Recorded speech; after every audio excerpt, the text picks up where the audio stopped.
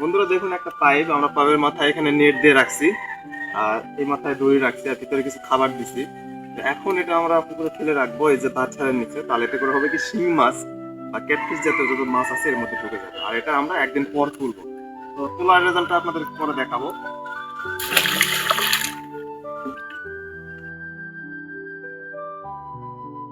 আমরা কালকে যে ডুবে রাখছিলাম সেই পাইপটা আজকে আমরা তুলবো।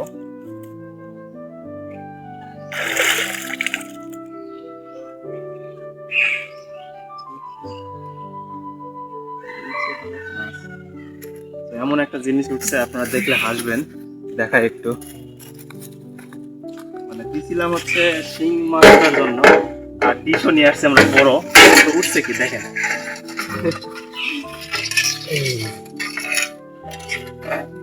তো যাই হোক, সাকসেস হয়েছি একেবারে, যে মানে ফেল করছি এমন না, সাকসেস হয়েছে, কিছু না কিছু উঠছে।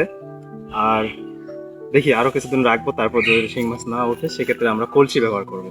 তো মাটির যে হাঁড়িগুলো আছে ওগুলোকে ব্যবহার করবো। তো কত সুন্দর কালার। এগুলা আমরা ছেড়ে দিছিলাম যে জমি থেকে নিয়ে আসে। যা বড় হোক, এটা হচ্ছে মেয়ে কাঁকড়া, দিন দিবে আরো।